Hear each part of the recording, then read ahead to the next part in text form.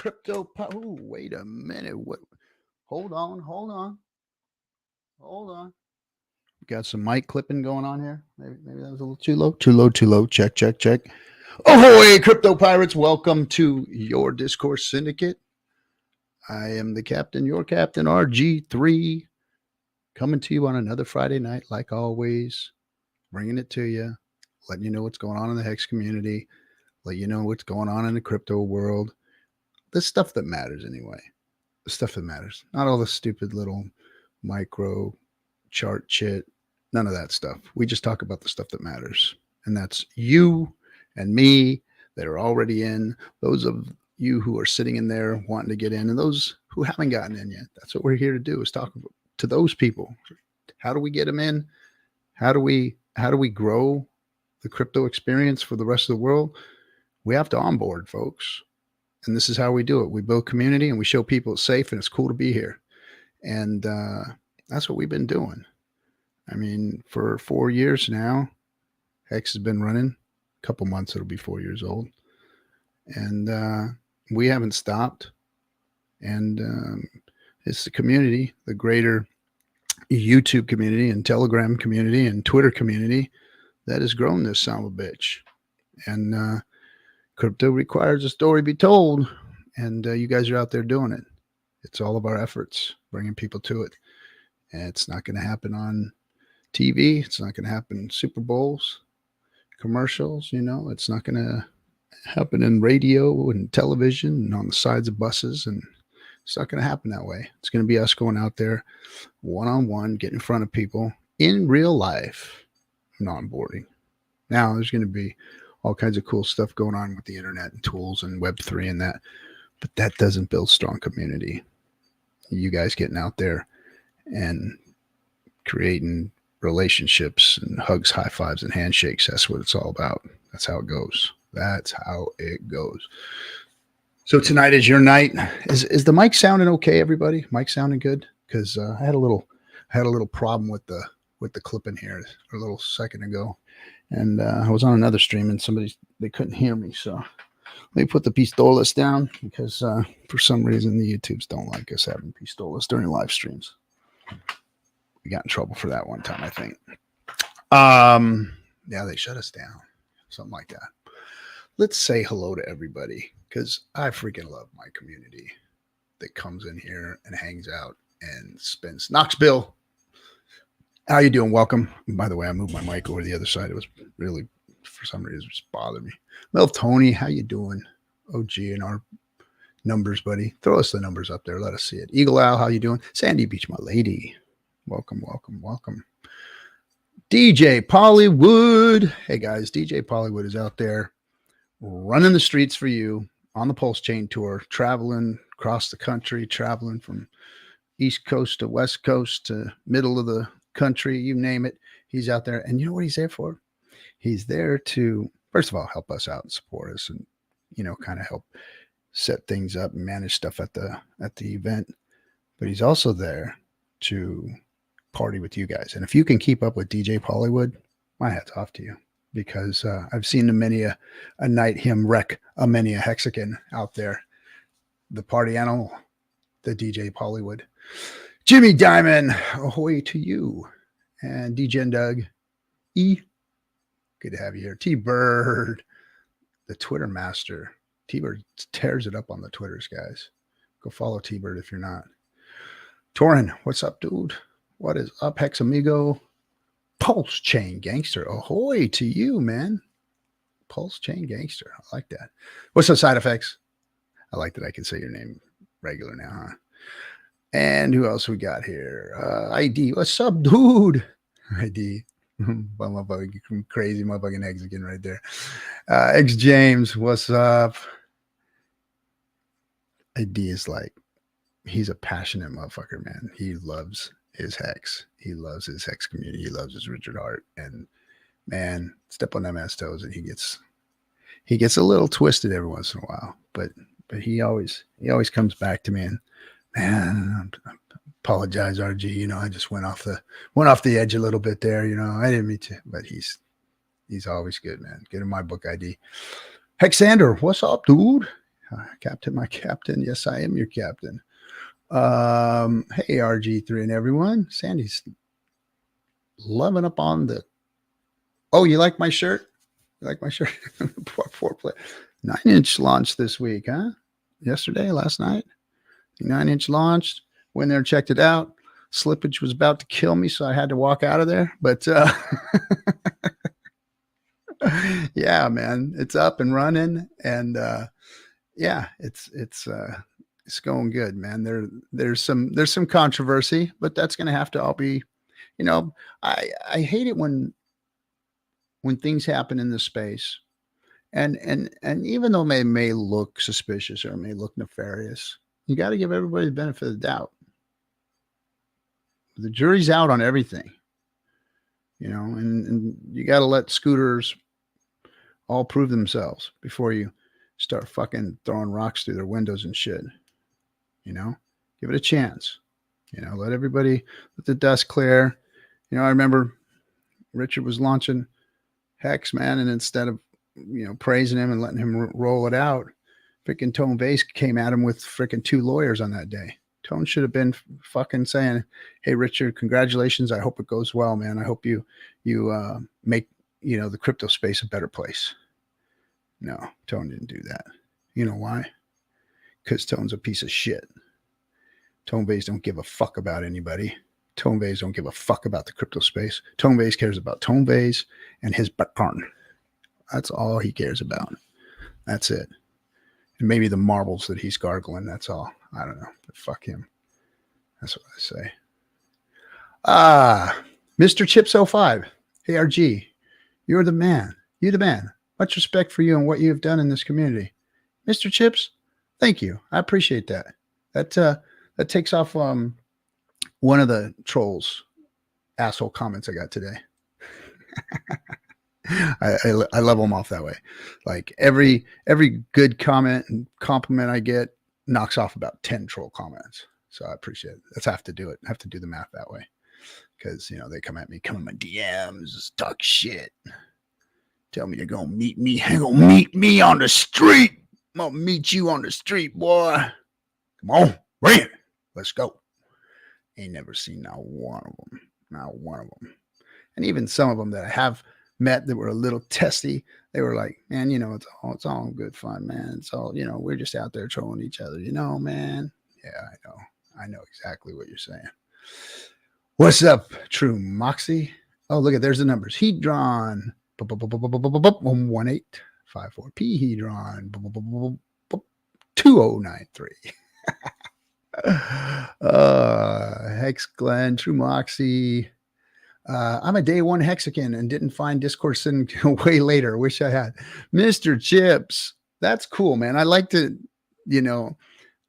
think that there's people out there that never even saw us, that never even caught us somehow, some way. And yeah, man, I'm glad you're here though. But hey, you can go watch all the old streams. You can see all the stuff that we did in the early days and beginning. It's all in there. It's all YouTube record until they shut us down and pull it and all that shit. Like they've done with everybody else. We'll end up having it happen here too. Let's see, ICOSA 339 for EICOSA, and PICOSA is 393. Man, that pulse chain is really doing wonders for all of these Hex ecosystem coins. I call it the Hex ecosystem. Should be the Hex ecosystem. Torin, grassroots. Yep, grassroots, baby. Hextoshi, what's up? Hex will never die. No, it won't. It will never die. It will never die. I can promise you that. It will live on. As long as there's electricity and the internet is powered, we will have Hex. Drix, yo, what up, Drix? Good to see you. Mike is good, coming in clear. Okay, thanks, guys. Loud and gorgeous. Okay. Susie Q, how you doing? Hi, fabulous RG3. Good to see you. Hugs and high fives and handshakes to you. Yeah, thank you. Corey the investor, my man. This is my Corey the investor does raps.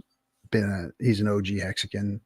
Hangs out with us all at every meetup. Just a good buddy of mine. But he actually had this ring made and gave it to me.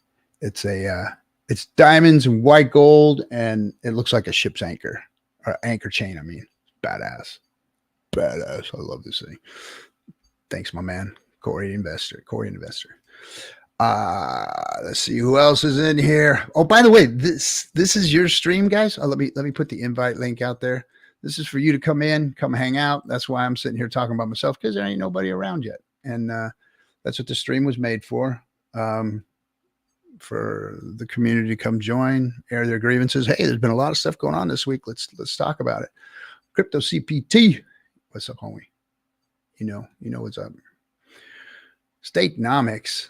What's up, dude? Jason Smith, good to have you. Hey to me, hey to you. Pete Swag, Poseidon. Yo, what's up, dude? Are you Poseidon from Twitter Poseidon? Because, man, thank you so much for the help you've been doing with the AI stuff, man. Some really cool images. I appreciate that, man. I really, really do. Good stuff. If that's you. If not, welcome to the other Poseidon.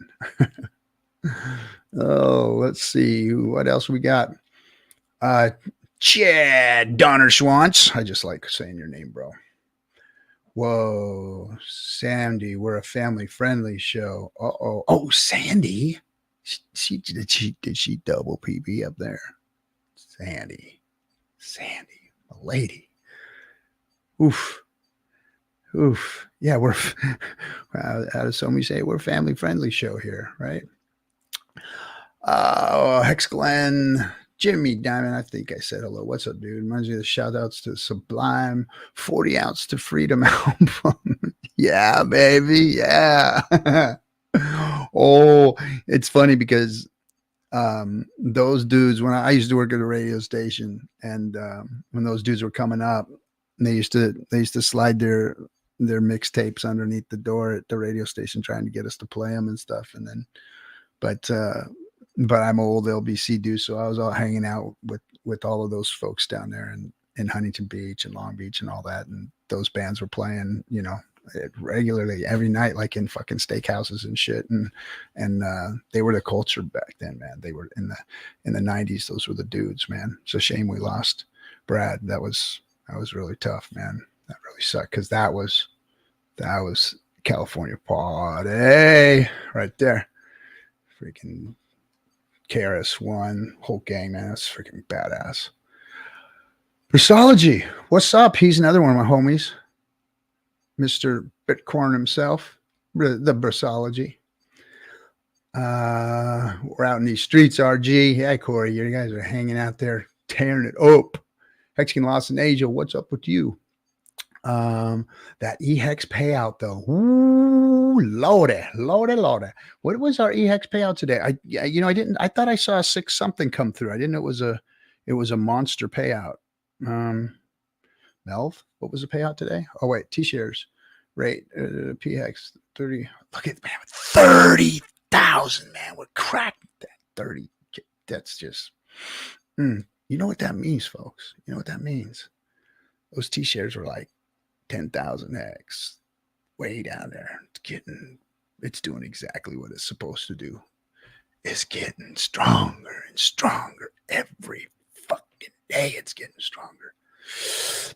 Hex is the goat. Like I told you. When all this nonsense came up about EHEX, I told you that was the value. There's the value there. Don't ever fucking turn your back on Hex. Don't ever turn your back on Hex. Some people got wrecked. Some people have been getting wrecked. Didn't fucking listen. Urban Productions. Yes, I am the captain. Vic Bish. Hoping RH case gets dismissed. That will result in an epic bull run. Well, I'm going to be complete. I don't see how it doesn't. I don't see how it holds any water whatsoever. I mean, I can see that the charges are false. I can see it on chain right now. Richard's got receipts, baby. He's got receipts. You can put them piece of paper on that freaking desk, and they're going to go, oh. I'm telling you, man. That man is going to swallow his gum. Richard's going to lay it on him. I think you're right, Vic. I think that's what's happening. Yo, what's up, Crypto BD? Yep. way they shut down Hex is by shutting down the internet. Yeah, man. 519 billion pulse burned so far. So that's like a couple percentage points, guys. That's like a couple. And I'm not a math major, but that's a couple percentage points. And we're like 6 months old. and let's not forget, we're 6 months old. We're 6 months old. If you're in this community, if you've been around, if you've been forged in the fire, if you understand what this means to the world and to crypto and to all the people out there that don't have it, you know, you're the lucky ones. All you right now are the lucky ones. You guys got in early. You guys got in early. Early. People are the next year, this next bull run, this is early people. Because once the smoke clears and all these other crypto projects fail and fall away, and Hex is the shining city on the hill, guess what? Guess what? That's when mass adoption happens. That's when the biggest Hex whale gets in. That's when things start really pumping. There is so much freaking money out there, guys. I'm just going to tell you something right now. First of all, to tell you the kind of money that's out there. Second of all, to tell you that the bull market is in. I monitor Bitcoin, Ethereum, XRP, some of the bigger wallets and some of the bigger market cap cryptos, just to see the movement, to see what's going on in macro level. You know, how are things going? How are things moving around? Let's just look at today. What happened today behind the scenes? Now, what happens when these cryptos move is it's usually like a broker deal going through an exchange, or an exchange moving money back and forth between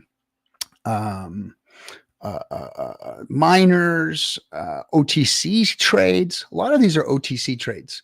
And the reason I'm thinking that now is because I've been watching this for the last 6 months like a hawk. And for the last 3 months, things have started to spark a little.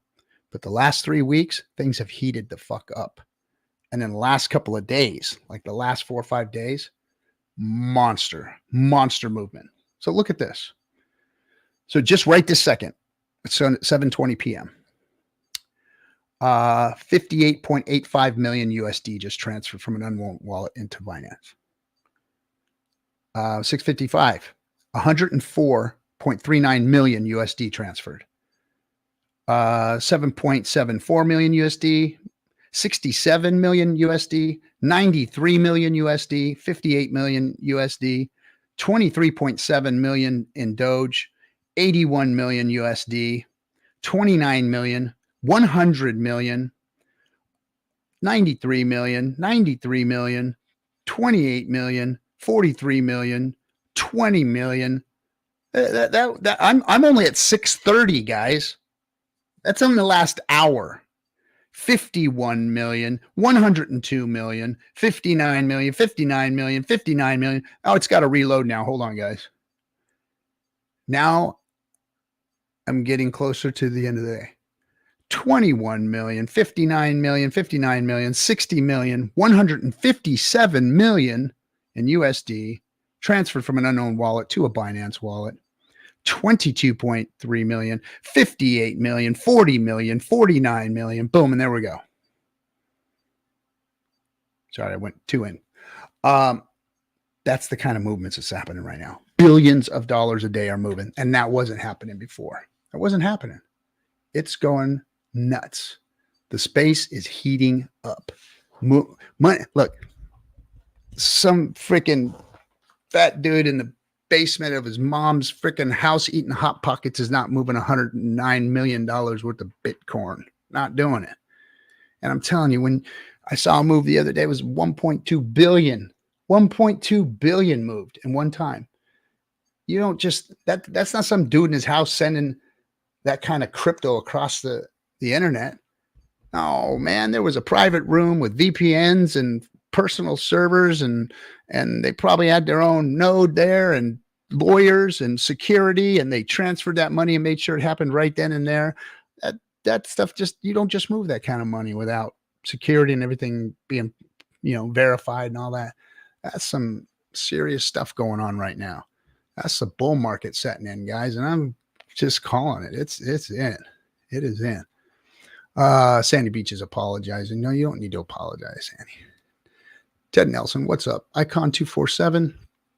Yes, the same Poseidon. Oh, right on. Good. I'm glad to know that you are the Poseidon. 53 mil in penalties. 30,000. Yep, we won. You guys are. I'm just catching up. Hexy bastard. What's up, dude? What's up? Thanks for the 999. Hey, and congratulations, my friend. Good job. Proud of you out there doing stuff in the community. Hexicans building shit. And I hope all that other stuff gets cleared up and people, back off you or hang you, whatever it is. Good luck on that one, bro. I know about that shit. You can't do anything in this community without getting fucking criticized for something, man. I mean, come on. I paid for a movie, made a movie, put it out, and I still got criticized, chastised, and you fucking name it. But congratulations to you, Hexy. Fucking proud of you, bro. Rooting for you. Rooting for all your stuff. Tin Top, what's up? Oh, look at this. MT Coiner is what is this? You are a member now for 14 months. Thank you, MT Coiner. Appreciate you, man. Appreciate you. Who else? Torin's a member. Torin's been a member for 14 months. Look at you guys. Have Mango Junkie. What's up, dude? You said is Hexy still awake? I turned on his stream last night when he was launching, and him and his boy, man, they were 3 sheets to the wind, man. They were having a good time. It was good stuff, man. Partying it up on the night they launched. He didn't give a fuck, obviously. He's like, it's gonna happen, it's gonna be good. Oh, let's just pull that down. There we go. Torin got you up there. Crypto King, what's up, dude? No other discourse. No, there is no other discourse. And that's probably the only reason why we haven't been shut down, because we don't have like a typical crypto name, and we're not a real big channel anyway. There's a much bigger Hex streams out there than this one. But this is where it all started, baby. This is where all the fruit fell off the tree, right here. And it didn't fall far. They're a little better than us, of course, but they didn't fall far. Pulse Chain is going to take over. Russ, thank you for that. I believe so too. But welcome, Crypto King. We appreciate you, bro. Thanks for dropping that gift to us in the Cutthroats room too. Appreciate you always. My girl is a math major from Utah. Okay, I'll see her in Austin. Maybe she can help me out. Digi Treasures. Oh, Hector the Protector. Did you see that? So Richard, that was like the most interaction I've had with Richard in a long time. And he didn't really interact with me. He just put something pirate up. So I assumed that he was maybe aiming it at me. But so the comment letters going to the IRS and the SEC, the AI bots that we use, he decided to have it write it in pirate form. And Digi Treasure is what it called cryptos.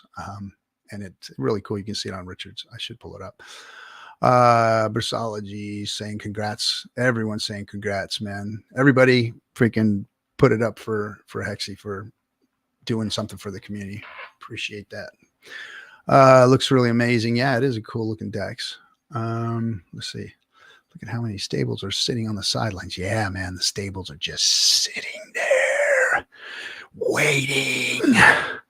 waiting to buy something good, something pure, something decentralized, something that's got a track record, something that's got good community behind it, something that generates yield, has a better inflation model. Yeah, baby. Yeah, something that's better than Bitcoin. Hex is better than Bitcoin. I'll say it again. Hex is better than Bitcoin. All right. Andre, let's fucking go, baby. Yeah, I'm with you on that. Knox Bill. Did any USD transfer? Oh, tons of USDs transferring, bro.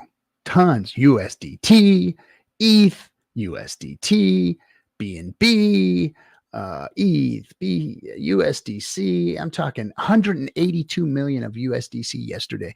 And that was just one transaction. Bro, we're talking all day long. This is blowing up. You guys should watch. This fires me up. This fires me up. This is like, oh, it's in. The bull is in. And this is just the beginning of it.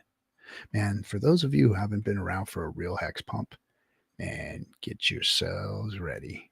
Because when this shit starts going, with the way our liquidity is set up, with the way it, and I'm telling you, here's the other thing. If you're waiting on dips, this is the danger zone now. Now we're in the danger zone.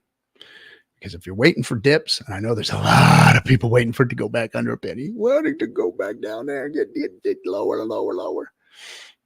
And don't let it run away from you. Do not let it run away from you. Because when this thing starts doubling, 3 cents, 6 cents, 12 cents. Before you know it, you're at 12 cents. Weeks. Matter of weeks. Just bam.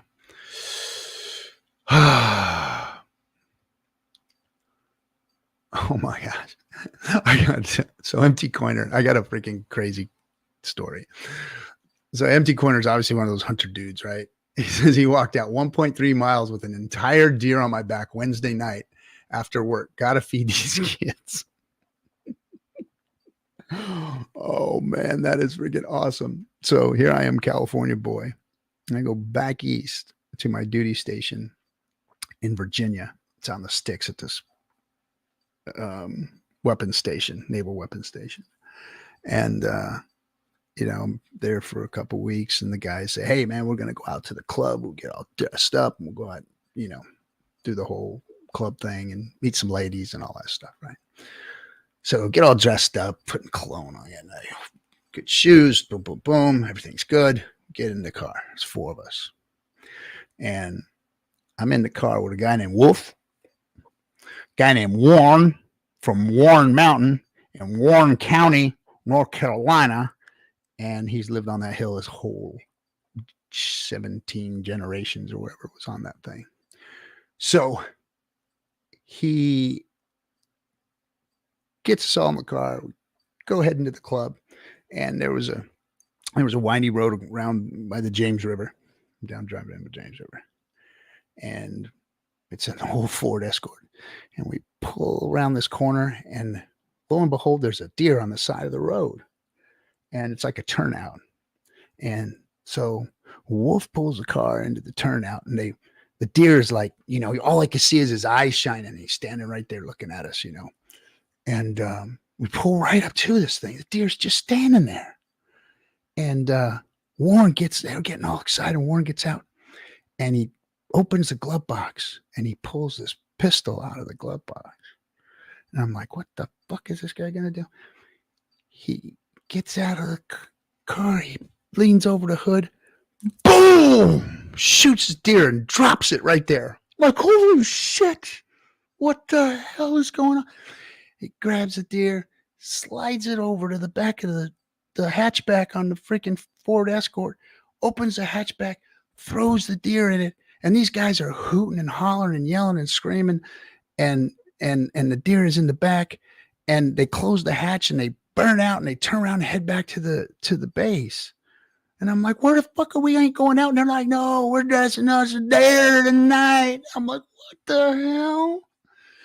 So it's not the end of the story. So the deer's back there, fucking head blown off, and I'm in the back seat, and all of a sudden this fucking deer starts kicking around and going nuts, like flopping around in the back of the damn Ford Escort, and I out of my good clothes on. There's blood flying all over the place, and these guys are yelling and screaming, and Warren is leaning over the back and shooting this damn deer in the car while we're moving to finish it off. And then we went to the base housing, went to the guy's house.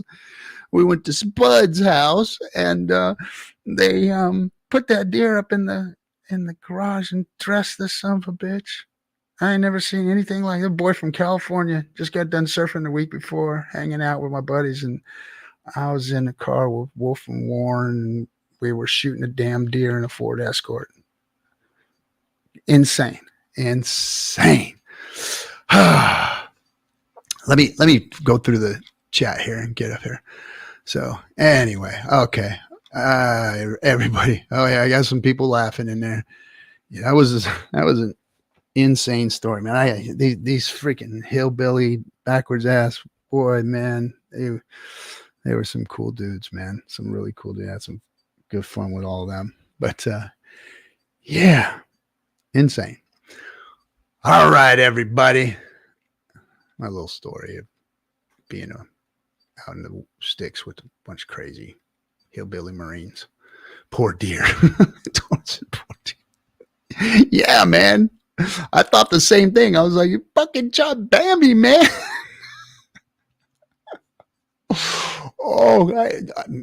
We just don't. That's what we do out here. That's not what we do out here. We never did that kind of shit. But yeah, after I started getting corrupted by those guys, before I knew it, I was in big trouble out there. Yeah.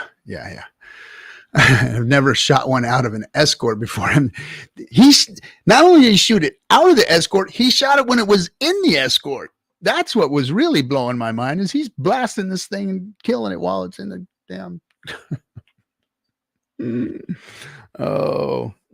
story after story after story like that. Those days, man, those days was a lot of fun. That was the days when you used to be able to have barroom brawls and just the whole thing erupt in pool sticks and chairs and oh man, it's the whole bar just going, like you see an old Western, man. You don't see that stuff that much anymore. So let's see.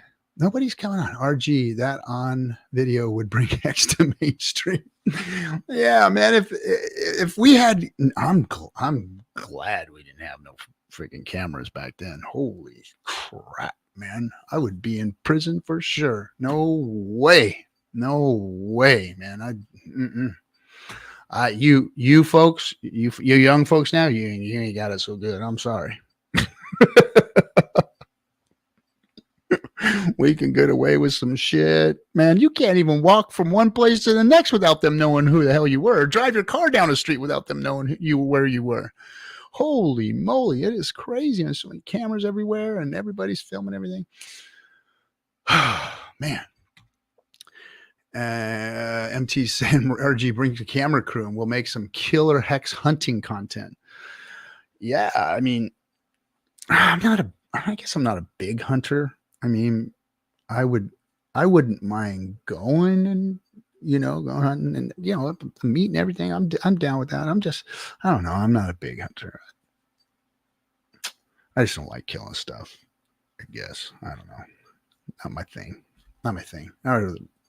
I'd rather just let somebody factory farm it and make it miserable all its life and then kill it while it's all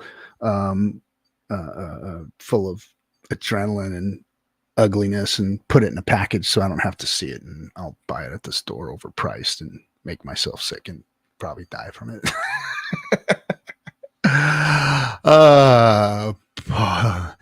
Paul Sack says that's some Ozark type shit right there. Bro, like I said, Warren, my boy Warren, he was like, that boy was raised with no shoes.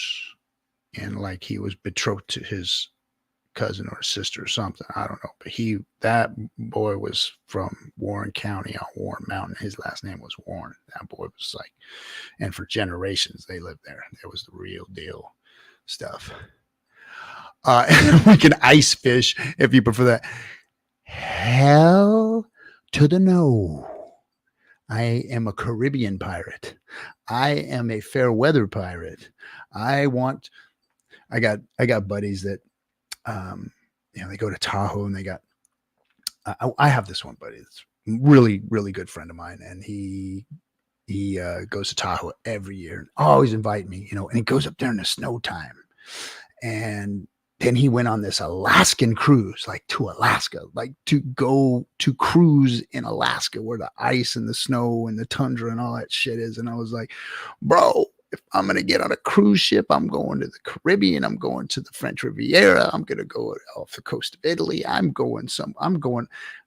got much time left on this planet, and I'm going to spend it visiting every beach on this planet. And then when I'm done with the beaches, then maybe I'll go to a mountain somewhere. But until I've seen every beach in the world, I ain't going to no cold places. They can have that shit. So no ice fishing. We need to onboard Warren. Yeah, man, we got to find Warren.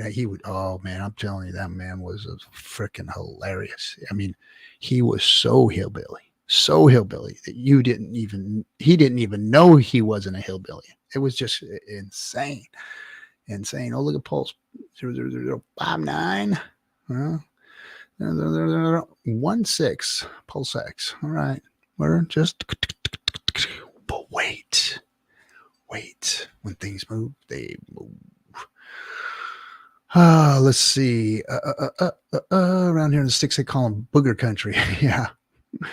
We had a guy we named him Booger for obvious reasons. Sandy Beach says, me too. I love the beach. Yes, you do. And I ain't going nowhere unless it is a beach. Let's see. Anybody want to talk about anything? Nobody's coming in. This is crazy. This is the effing Hangout. That's cool. I mean, so I already talked about the Bitcoin and the big the ETH moves, and that's a hint and a half for asks, guys. When billions of dollars are moving a day, that people just don't move crypto for no reason. Everybody's hyped up on this news that the institutional money's coming in, and it's coming. Now, I got to admit, I'm not happy about that when it comes to the tenants, when it comes to what this really means on the big stage, and what that money means as far as control in this space, what that money means as far as bastardizing the cause here. That money means who we're dancing with. You're dancing with the devil. What's crypto for? Crypto's for getting rid of middleman. But the Bitcoiners, they are cheering on the bringing in of the devil's money. They want that devil's money. Hey, it's going to make all of us rich. Okay.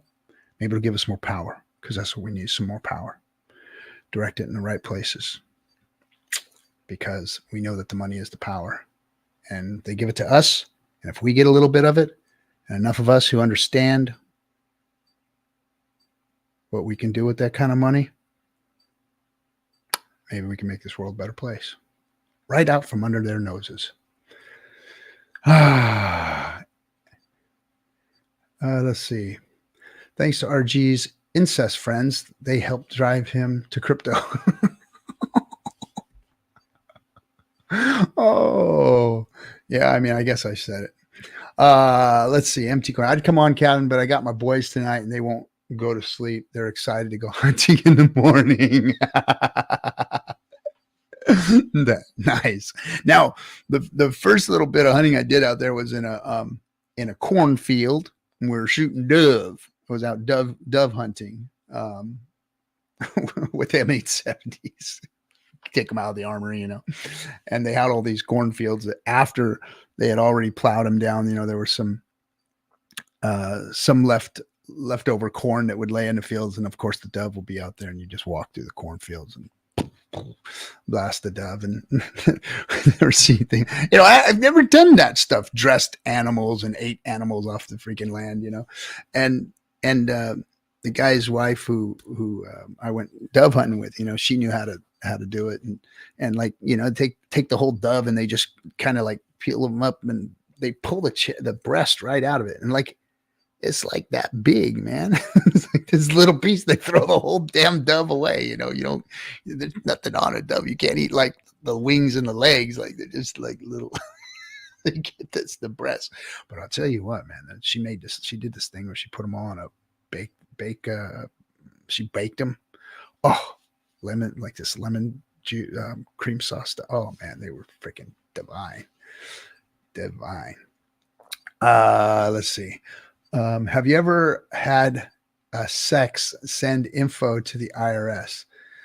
They want way more, so maybe I could chat with you later.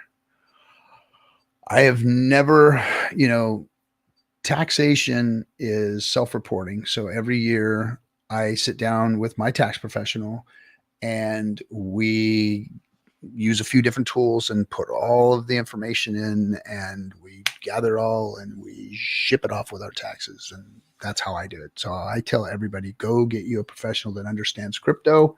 And if you don't have one local, MCA, Mountain Crypto Advisors, my company, does that, mitigates taxes and helps you secure assets and all that kind of stuff. So that's Mountain Crypto Advisors, ERS, not advisors, ORS, it's advisors.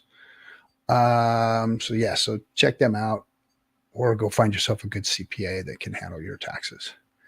How do you feel about big institutions playing around and potentially taking over the space? I don't think they ever will take over the space. I think that they're going to really mess Bitcoin up for obvious reasons, because that's the thing they're going to get into, and they're going to put lots of money into it. And I think that here's my opinion. I think that all the maxis, the loudest maxis, know that the gig is up. They know that Bitcoin has failed. They know that everything they try and build on it doesn't work. Lightning Network just got a critical bug the other day. So the Rube Goldberg machine that they're building on the thing that they can't fix to do its own thing is breaking too. And everything else is working better. Wrap Bitcoin on Ethereum trades more than Bitcoin. But people like Michael Saylor, Tone Bays, Max Kaiser, all those people need it to survive, need it to keep going so that they can continue to make money. And I don't blame them. They got to feed their families. They want to be rich or whatever. That's their thing. But they ain't doing anything to help the space. They ain't doing anything admirable. They ain't doing anything. I mean, look at Roger Ver. He was the only guy that had freaking morals and values in this whole thing. A little misguided, in my opinion. But he stuck to his guns, and look where he's at, So I don't know, man. I don't think that they're going to do anything to our space. I think DeFi is going to sit alongside this little CeFi thing that they're going to do. And let them have their CeFi. We'll have DeFi, and we'll call it cash and banking. And we'll do it like that. So here's crypto cash, here's crypto banking. DeFi is the place where you want to do your cash transactions, and CeFi is where you want to do all your secure transactions, your FDI bullshit, your centralized stuff that's going to get, you wrecked or whatever. And I'm saying they can fix it. They can regulate it and make, centralized exchanges come up front and do certain things to make sure that they're closer to the banking system, which is totally fucked too. So it's going to be a pain in the ass. It's not going to work well, but yeah, that's what I think. Let's see. So that's what I think, Hex Amigo. I think that they're not going to take over our space. They can't. You can't take over DeFi. You can't. Especially when you look at like the big wallet holders now in the Hex ecosystem. Big wallet holders. Who are the big wallet holders? Well, that's the OG Hexicans. That's people who understand these concepts. It's not big banks and organizations, institutions. And even the ones that are those types of organizations, some of them I know personally, they're not in it for the bad. They're in it to win it. They're in it for furthering the cause. So, yeah, I'm not too concerned about it. I am not too concerned. Be sure not to shoot the deer in the back of your truck. Yeah. Were you using double-aught buckshot from that armory? We did have to go get the bird shot, but yeah, that's all they have at the armory. But yeah, we check them out of the armory and go get the bird shot. Yeah, you hit one of them dubs with some hot buck. God. Oh, that would be a sight. Remove organs before they go in a truck. It's insurance policy. Oh, okay. That definitely helps because that's what I've been looking into. Oh, right on. Is this bull cycle for the hedge fund institutions and the 2028 cycle for the nation states? Wow, that's looking deep, bro. I don't even know I'm gonna make it to 2028. But hey, this one, yeah, the writing's on the wall with this one's for. This is the ETFs. This is the Fidelities, the Saks, the freaking BlackRocks, and the Morgans. They're all going to come in here and they're going to have their way with crypto. They're going to make it their bitch. So, yes, it's going to be fun. There's going to be euphoria. Things are going to pump. Things are going to happen. But don't get caught up in it.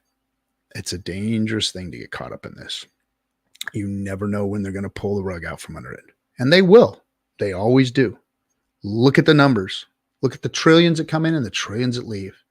Once they get everybody euphoric, once everybody's on a Robinhood app at their freaking local high school, buying freaking XRP and Dogecoin and Bitcoin again, that's when they're going to say, okay, time to take all these plebs' money.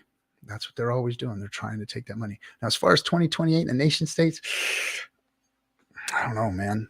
This world's going to be either better off financially or in a real bad state by that time. So I don't know.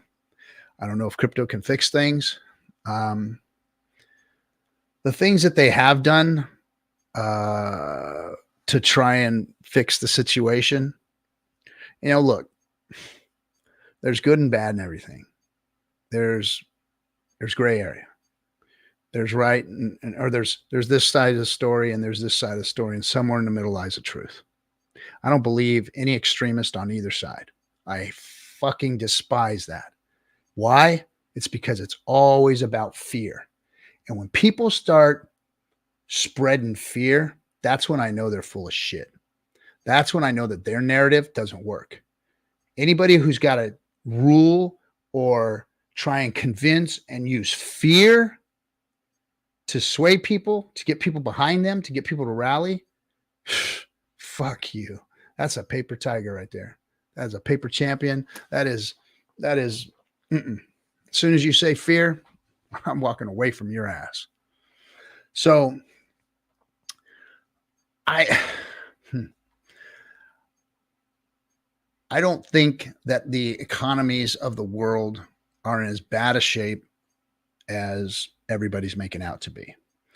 The quantitative easing and the money printing, although egregious, stopped us from a Great Depression. Had they had those tools available during the Great Depression, they wouldn't have had the Great Depression. Theoretically, that's just my opinion. There's a lot of people that can argue against it and for it and all that kind of stuff. I happen to think that that's what happened because you look at the Great Depression. I got a grandfather that lived through the Great Depression. Talk to him about it, and he tells me stories, horrible stories. And I've read even more horrible stories than the things that he's told me of what happened. Like people were selling their kids and families were splitting up and having to walk down the road, and people starved to death and died of thirst. I mean, all kinds of crazy shit was going on. People were committing suicide all over the place. It was awful. The Great Depression was awful. And we were getting ready to go into one. And what they do, they started this quantitative easing, printing money and all this shit. And it averted that. They escaped going into a Great Depression. Now it put us in a whole nother conundrum, a whole nother mess. Now we've got debt, past our tops of our heads that we see no way out of. But it did subvert that or over whatever the word is. Because you look at all the homeless people out there. What do you got? You got homeless people with cell phones. You got people still going out to dinner. You got people still going to nightclubs and hanging out on the weekends and going fishing and going hunting. They weren't doing that shit back in 1933. Motherfuckers were trying to survive. And that went on for a long time, for years. Everybody was damn near homeless. It was bad. So there's been an easing of how we've gone into these things. So I don't think it's going to be a hard landing. I don't think it's going to be a soft landing either. I think we're going to go into a very mediocre kind of trailing bullshit trudge through the mess. The dollar's going to get hurt even more. All the other currencies.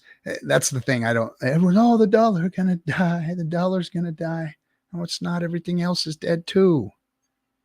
We're all just going to suffer. They screwed us and we're going to suffer. The banks screwed us in 2008, 2007, when they took all those $7 trillion out, when they wrecked all of us. Took our homes, took the money, and then they got bailed out by us taxpayers. Nobody's crying about that shit.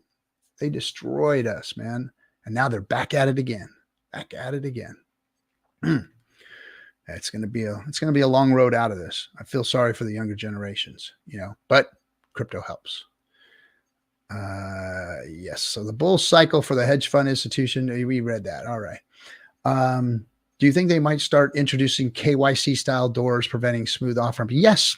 It's going to be KYC stuff. I think that's what the SEC is really rooting for, is KYC. They want to get a hold of everybody. Now look, I fucking hate this part because I always get comments and I always get the fucking ridiculous, crazy fucking conspiracy theory assholes come at me. And look, the government's not bad. There's just bad people in the government. I don't want no government, because the last thing I want is to have to go out there and be ruled by one of you fucking idiots. Somebody goes out there and starts creating a clan and whatever. We got to have a government. Sorry. Got to have something. And we've got to make it better. That's our job, is to make it better instead of complaining about it and worrying about it. So they're going to make rules. And I think one of the rules that they want to make is to get KYC. And why? Because they want to know where this money's flowing. Now, that's a certain portion of them.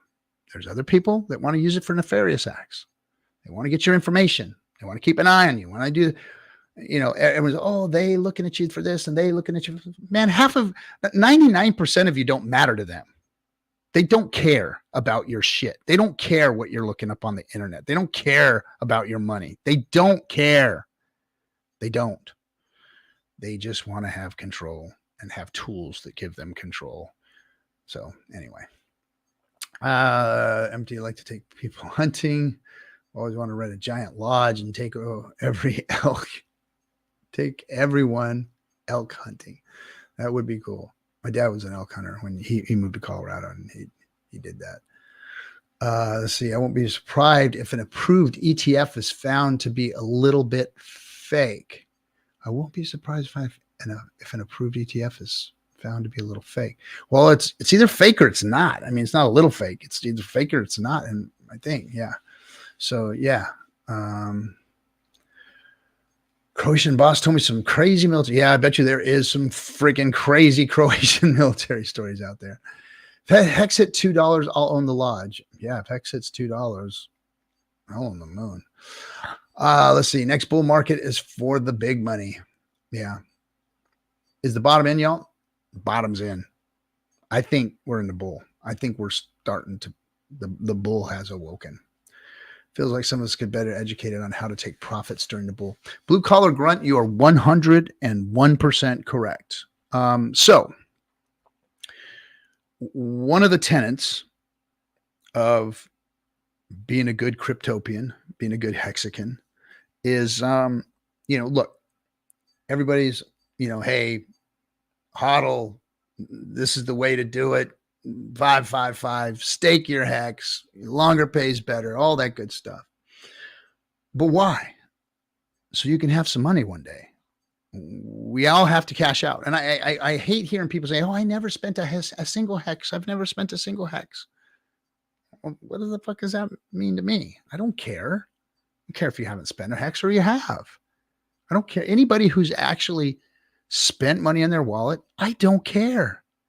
I see people doxing people on streams and say, look what this wallet did. It wrecked the price. So what? That's their prerogative. Just because they don't know what they're doing, or that's what they had to do, or that's what they wanted to do, you can't say nothing about it. You're in the system. You're subject to that. It's part of the game. So shut the fuck up. Hit the shut the fuck up button. Bang. And do your thing. Now, if we have more people doing it the right way, thank you 9-inch for limit orders. Now we have limit orders where you can follow the bull market up and dollar cost yourself out of the market as you dollar costed yourself into the market, which is the way to do it, which is the responsible way to do it, which is that other tenet I'm talking about. One of our tenets is to be responsible for the marketplace. You know, do you need $3 million? Do you need $1 million? Well, if you don't, then how about you take 100,000 out over the next month and let it limit out and not affect everything so much. And if you need that $1 million, can you take it out over a few month period? Watch the markets do their thing, get out. That's, you know, but everybody has their own situation. So you can't fault anybody. Yes. Are there people that do stupid things? Yes. Are the people that are doing it right? Yes. Are the people that do it, but need it and it's going to hurt the system? Yeah. And you can't fault them for that. It's their situation. Urban Production says, that's communism. Just say it. I don't know what's communism. I don't know what you're talking about or what I did to say that it's, I knew it was going to be something like that. I don't know. That's life, side effects. That's life experience speaking. Yeah, that's all I speak from. I don't read no fucking books or go to school to learn the things that I've learned. I'm a blue collar worker. Grew up here, born and raised in Southern California, where it's hard to make ends meet. And I worked my life away. Spent some time in the streets.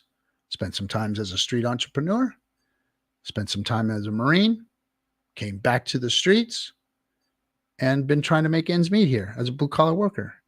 Getting up in the morning, putting my steel toe boots on in the dark, going out to work, getting greasy, getting tired, getting sweaty, eating off the gut truck, coming back home in the dark. Sometimes my family was already back in bed. Sometimes I would wake up, my wife's still in bed, kiss her on the cheek, go out, come back home from work, and she's in bed again. I'm kissing her on the cheek again. Sometimes that was my days. Often that was my days. So I've been through a bunch of cycles. Almost lost my house. Lost my job because of the economy. Lived through all that stuff. Clean toilets at night to make ends meet. Work during the day. Take a good nap. Get up, go clean toilets at the local college here as a janitor at night to make some extra money. I did all that shit for years. Lived through cycles.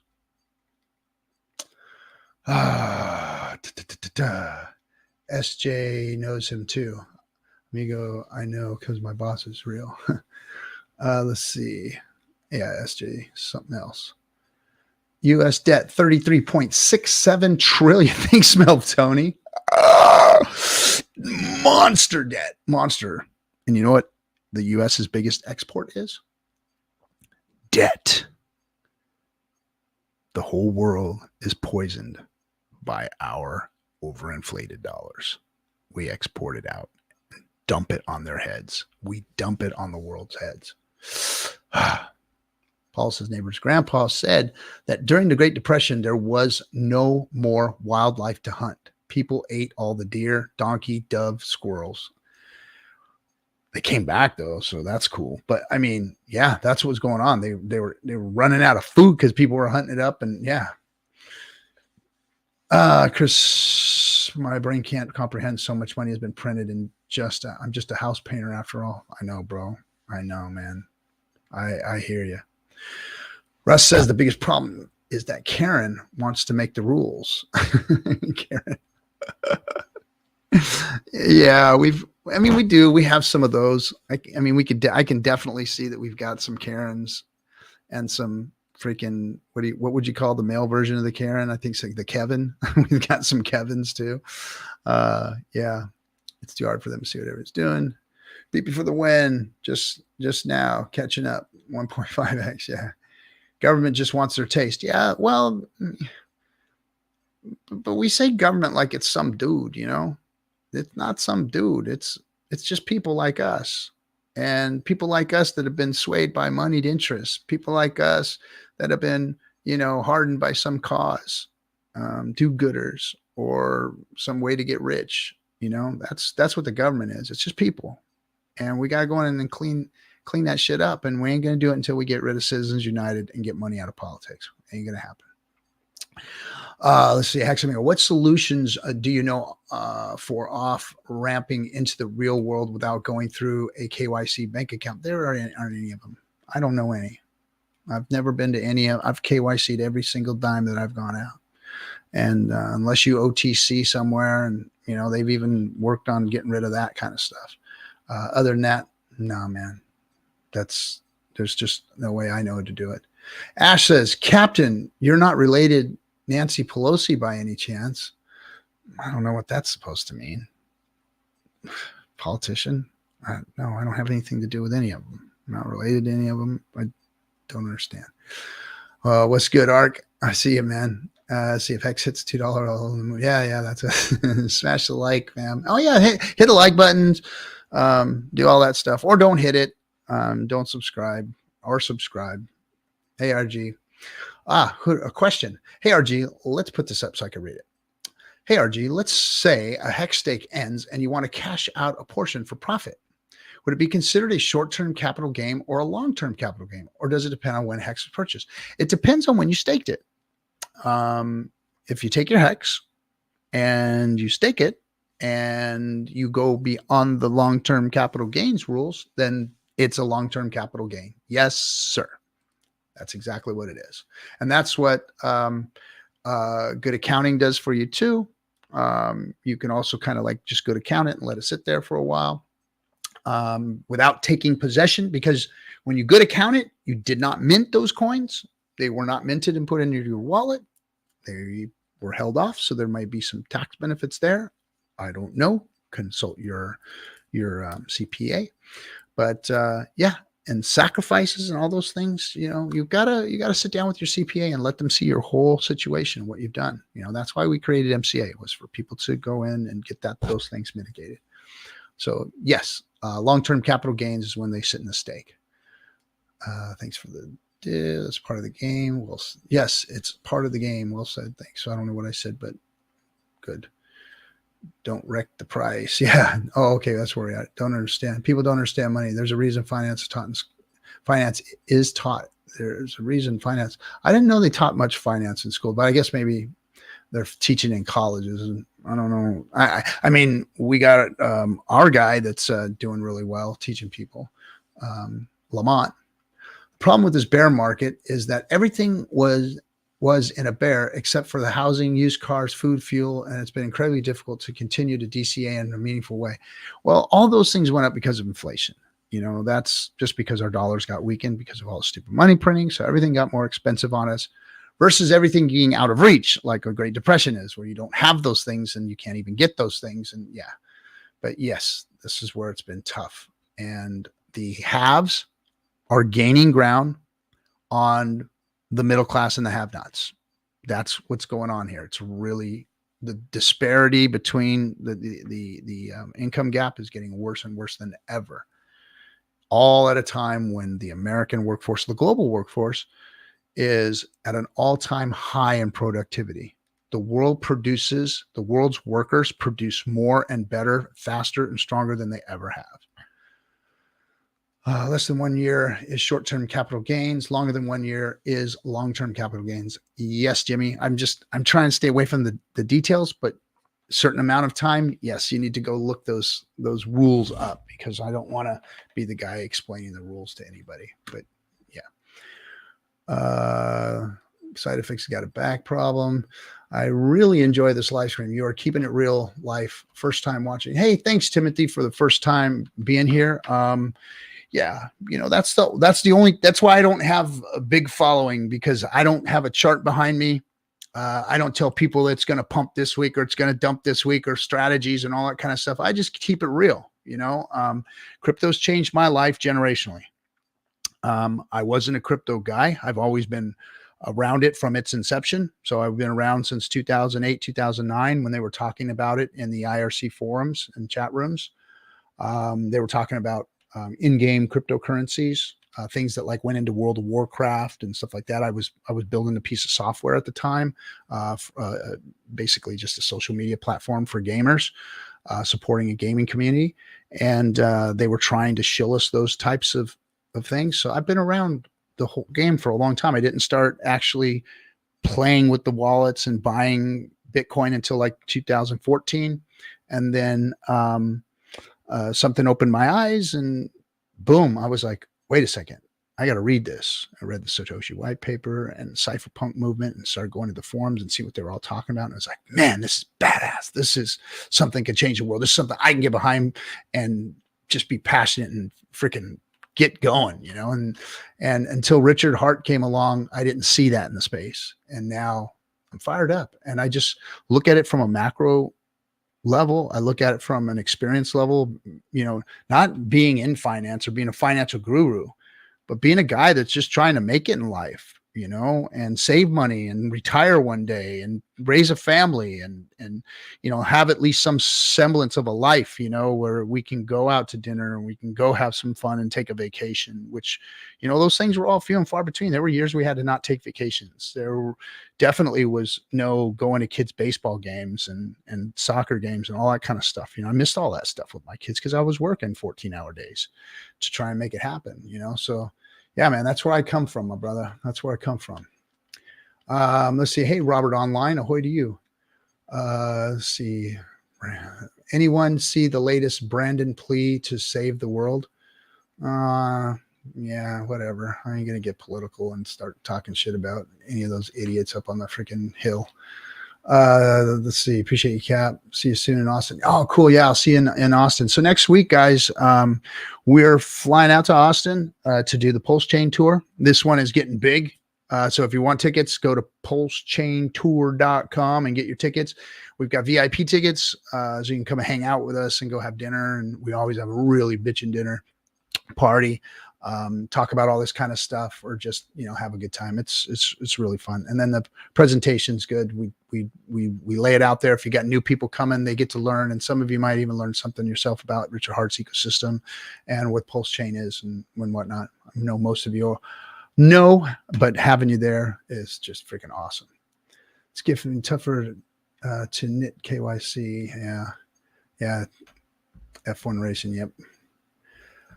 48,721 validators. This is cool. This is something we can talk about real quick. So validators, you know, when I read the Satoshi white paper and I understood what the consensus mechanism of mining was, and you know, went through the forums and started understanding what mining was, I was like, that's cool, man. So we can create a peer-to-peer transaction outside of the internet between two people without an intermediary, outside the banking system, securely, and it's done with these miners. Like, everybody can mine, like everybody's part of the consensus mechanism. So like the people's money belongs to the people. I thought that was like freaking A, and that is cool. You know, it's ours. And until I understood what the mining racket is all about, and mining pools and the wastefulness of the power that's ridiculously fed into these things and all of that stuff. You know, I thought it was a cool consensus mechanism so we can all participate, right? Now, with proof of stake, that really becomes a reality in a good way. Like what Mel Tony just put up there, for those of you who don't know, for those of you who do know, you know what I'm talking about. 48,721 validators means that there are people running machines at their house that are putting out hardly any power.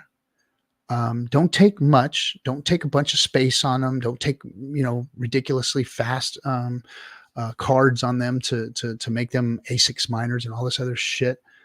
They're just a validator. And what you do is you put your proof is in your stake. You know, you stake on that. You put your value in that and hold it on that in order to make the fees, in order to create the network, in order to create the consensus mechanism. So when Pulse Chain launched, I think there was 11,000 validators that were launched with it. And that might have been, you know, Richard's staff or the devs or whoever. Well, nobody knows really kind of who it's. Obviously, it was probably somebody like that.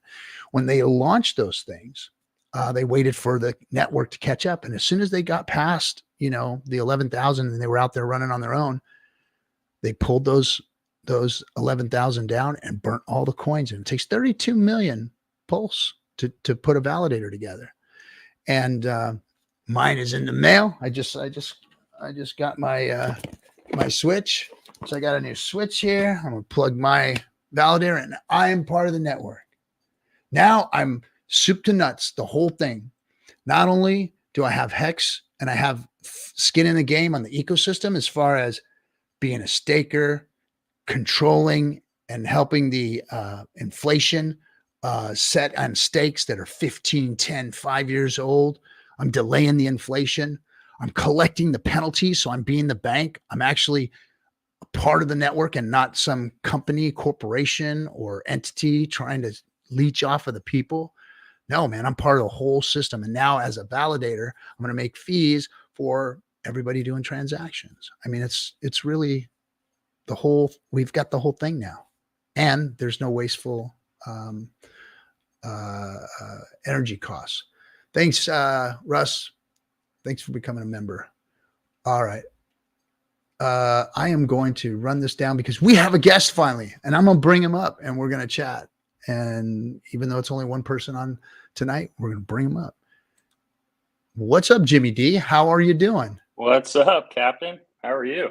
I'm good, man. I'm good. Have you been on before? I have. It's been a long time, though. A long time. I mean, you look familiar. Yeah. But I just remember we met a couple times. We met at the movie out in Riverside, or Yeah. Okay. So you're local boy. That's right. Okay. Yeah. Now I know where you're from. I was at the first Vegas meetup too. I met you there, I think, as well. Met a bunch of people out there. That was fun. Yeah, the Vegas trips are always the best because everybody can get to Vegas. It's pretty easy to get to Vegas, pretty cheap, economical. It's a good place to meet. I like Vegas for meetups, that's for sure. So what's going down, that was man? Fun too. When the first one, I just wanted to come on and give you some company. No one was stepping up, so I just wanted to come say hello. Yeah, no one's stepping up tonight. Everybody's got the something better to do. That's cool. That's probably cool. Out at Halloween parties or something, huh? Yeah. Let me see what JFK just said here. Hold on a second. He says, most of these group thinking crazies are anti-democracy and pro-fascist, as they falsely believe they're the ones who are going to be in charge when actually they'd be the first ones up against the wall. JFK, you're, you get it. You understand. Fascism in this world is rearing its ugly head again, and I hope it gets squashed before something comes of it. But yeah, there's a lot of that going on versus democracy, and democracy is about as good as it gets. I mean, it's still an experiment. We've done pretty decent with it as far as the whole world goes. But yeah, fascism, when you see it, it's always a wolf in sheep's clothing, and you gotta weed it out right off the bat. Let's see. Joe Mama said, residing Richard's post, he seems very upbeat and positive. I think he knows things are going to work out. Yeah, Richard is cool breeze, man. Richard knows what's going on. He's known it from the beginning. This thing he's a tactician, guys. Richard Hart is a master tactician. I need everybody to understand that. And I'm not just saying that because of the things that we've seen him do. There's proof of it. And one of the things that proves it to me is that there's this game called StarCraft. And I had a genius buddy that played that back in the day with dice and paper and all this stuff. And the kid was just freaking brilliant master tactician and got to very high levels in that game. Well, the levels that Richard said, yeah, I used to play StarCraft, and he made this level and that level. And when I heard that, I'm like, my God, Richard, to do what he's done in that game, he's a master tactician. That's like 4D chess over there playing that game. So for him to have mastered as many times as he has tells me the type of mind that Richard has. And he really is a tactician. And I think that this thing that we're looking at with the SEC is is just, I mean, it's weak sauce, man. It is really weak sauce. I don't see any teeth in that whole argument. And I think that it's going to fall on deaf ears, and he's going to walk away from that thing. But yeah, it's like 10 steps above or ahead of everybody, huh? Yeah. What'd you think of his most recent post, though? He seemed very bearish on pretty much everything, but he kind of hinted at the fact that HEX has pumped in the past when other things like Bitcoin were dumping. So he kind of hinted that like HEX or Pulse Chain or both could fare pretty well, while everything else is probably headed to dump. We've seen it before, and we've seen it before right about at the same timing. When Bitcoin was coming out of the bear market and they had a little bit of a fake out kind of thing, whatever, HEX started on its trajectory.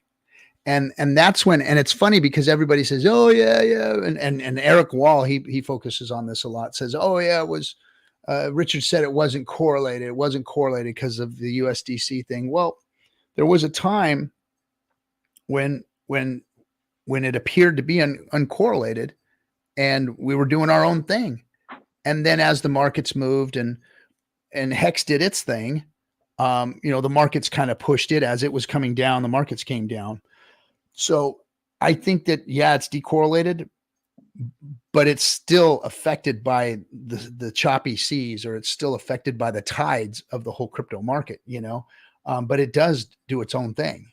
And I think that is probably because of Hart's Law and how the liquidity was bonded and set up. I can't say that 100%. I'm not an expert in all those areas, but we were for a time moving away from it, and we were decorrelated, and that was the word on the streets for a long time. And I think that's what he's hinting to is that kind of decorrelation period that looks like it's appearing to happen right now. Mm-hmm. Definitely Pulse Chain being so new. I could see, even in bearish scenarios, I could see Pulse Chain just pumping out of nowhere and blowing everyone away, just being like the new thing, and the Pulse Chain assets. And we've seen HEX kind of move with Pulse Chain too. They kind of all move together. So the whole system is moving together. Everything starts pumping. You're going to do so good. When all the liquidities are bonded together, you start seeing that, Yeah. And I think that, the L1 is obviously, going to end up doing well. And HEX is going to always be the GOAT. You cannot go wrong with getting into the best crypto in all the whole ecosystem. I mean, HEX is better than Bitcoin. So if Bitcoin did 6 million X, what do people think HEX can do if it only did a 10,000 X and now it's 90% down from its 10,000 X? I mean, that should be a hit and a half for everybody's ass. And I don't know why when I say it, it doesn't seem to resonate. I don't hear people talking about this as often as they should be. I hear everybody talking about the new DEXs, and I hear everybody talking about the new platforms and the new leverage trading stuff that's going to come out, and loans and blah, blah, blah, blah, blah, and Pulse and PulseX, and everybody's so concerned about them. The HEX is under a penny or a penny. That should be freaking. When HEX was 50 something cents, 54, 56 cents, whatever it was, to say, if you would have told all those people that were sitting there wanting in that HEX was going to be a penny, they'd be gobbling that shit up right now. They'd be gobbling it up. Most of them probably bought, when it was 20, 30, 12 cents, something like that. But now nobody really wants to touch it at a penny. I know there's people out there dollar costing in, but this should be the word on the streets right now. Should be getting your ass in right now under a penny. Because when it goes, look, it's going to go to all-time highs again. If we have a big bull market, it's going to all-time highs. I think that the product itself, one day, whether it's this year, if the bull market doesn't come and it's not this year, it's going to eventually find it. It's going to find all-time highs again. So if you're getting Hex at a penny and you're waiting another year or so for it to go to 50, 60, $1, that's more than likely inevitably happening, you know? And I'm not going to call for $10, $20, $30 or anything yet, but I know it's going to reach all-time highs again because Hex hasn't changed. It's actually gotten better since its all-time high. So we have 2 hexes now. We have one on Ethereum, which will continue to work and continue to be good. And as soon as Ethereum unfucks itself, it'll be a superior product on that network. And trust me, Ethereum is not going anywhere, and it's still going to be Hex. And there's going to be people using Ethereum and wanting that Hex. And of course, there's a superior product on the other side on Pulse Chain. But I mean, Hex is going to be, it is going to be discovered to be the best crypto in all the whole system. How about that payout today too? It was like what was the payout? 9 Hex per T-shirt. Oh, was it 9? I don't know. It's been, it seems like it's been up in like the 9s. I've seen a few 9s. I mean, regularly. Our average is 6.5, I think, right now, 6.7, somewhere around there. But yeah, I've been watching. There was a few weeks back we were hitting 9s, and I think we hit a 9 again here. So that's cool. Yeah, it's just going to go up in the future too as shares dwindle. Right, the payout is going to increase. So we can kind of expect that to probably be the norm. Maybe not, not right away, but in the future, several years in the future, our payouts are going to be much higher. It's going to be sweet. Well, that's what's encouraging right now is that, I remember when we thought of the concept, we were like, man, it looks like the way the math is going, the way it happens, Johnny Chaos and a lot of us and Coffee. And we were like, it looks like this thing is just going to keep going up and up and up as time goes on. And when Wales came to the scene and he did the math, he showed us the math. He's like, this is exactly what's going to happen. It's exactly what's going to happen. Showed us the math. And was like, holy crap, Oh, look aside, it's 53 million in penalties. So put us over 9 per T-share. That's great. And my stakes have been sitting there for every single big day that we've ever had. I've got stakes that have been in there, and if you have liquid Hex, you're not getting those. But if you're staked, you're going to get those from now until the time your stake ends. So it's just a bonus. It's being part of the banking system, part of the financial system of Hex is, being a staker. That staker is getting rewarded for other people's mistakes, not some entity. And to help with inflation and help keep the coin more valuable, the OA gets some of that too. Some of that goes into the OA. I heard you say you got a validator too. So you're part of the network too. Sweet. Yes, sir. As well. Ah, sweet. Yeah, David just sent it to me, so I'm gonna plug it in, get it running, and yeah, man, I've got to put my Pulse to use. I don't want to sell it, so I'm gonna put all my Pulse to use and validate and be part of the system. I think everybody should, and I think everybody should hold your Pulse anyways. You might as well earn a good yield on it, double-digit ROI.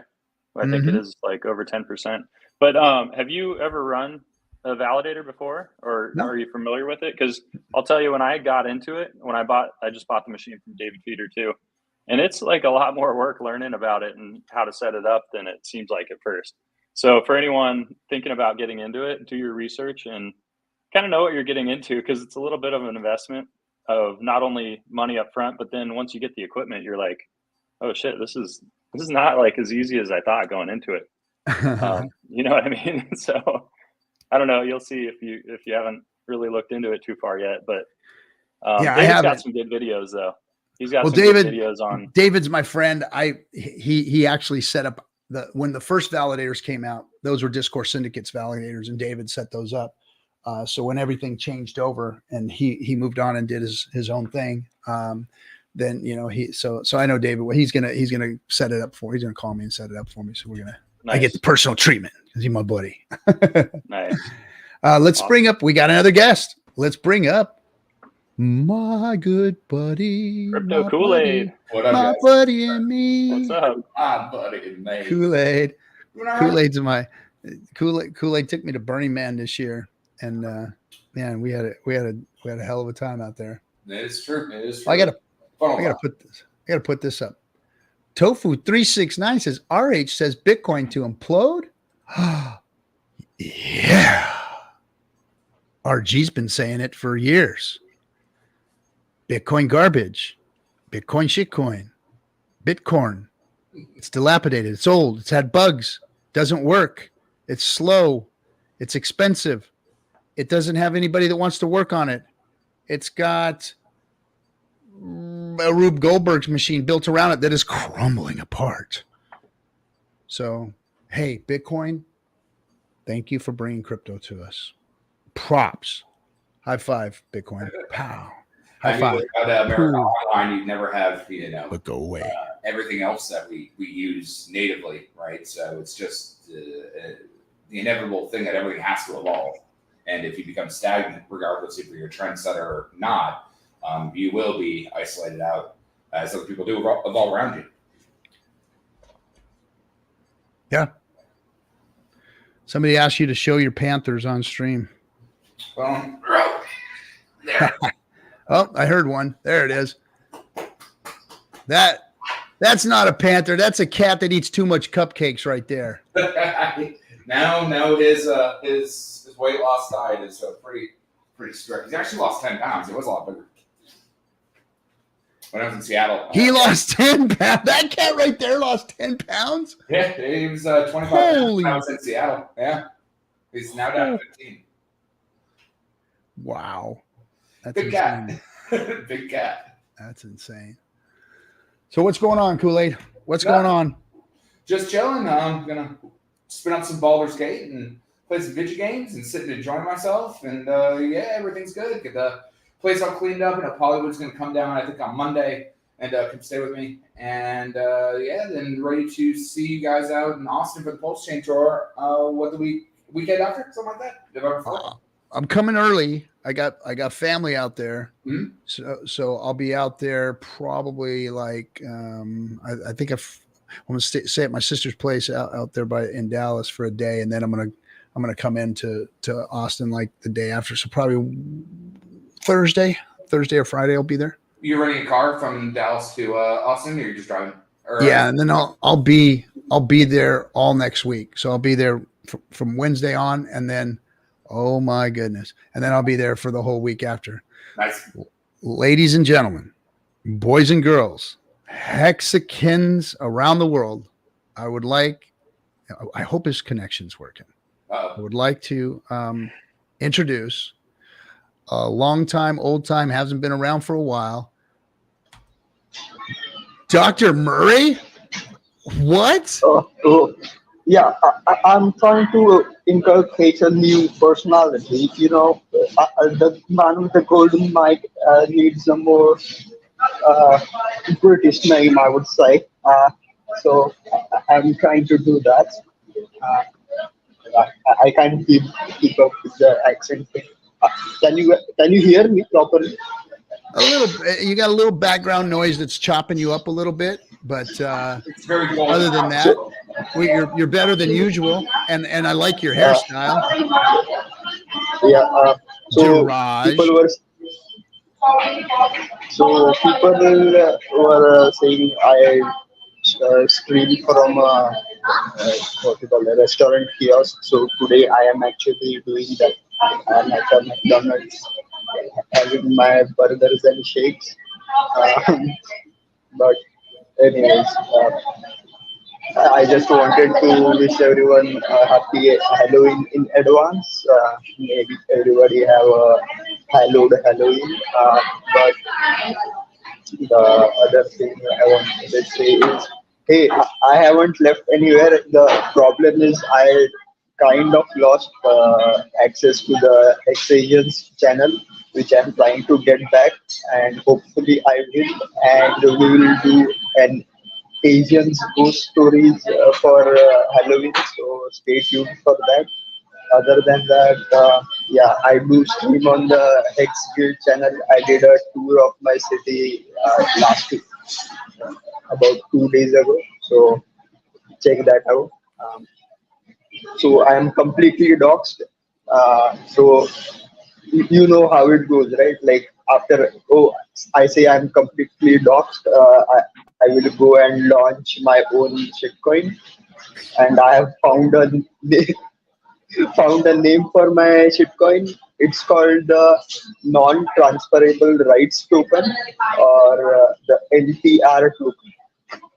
Now, if you guys follow manga or anime, you might get the joke behind NTR. If not, Google it, or I would rather say don't Google it. So, anyway, that's my bit.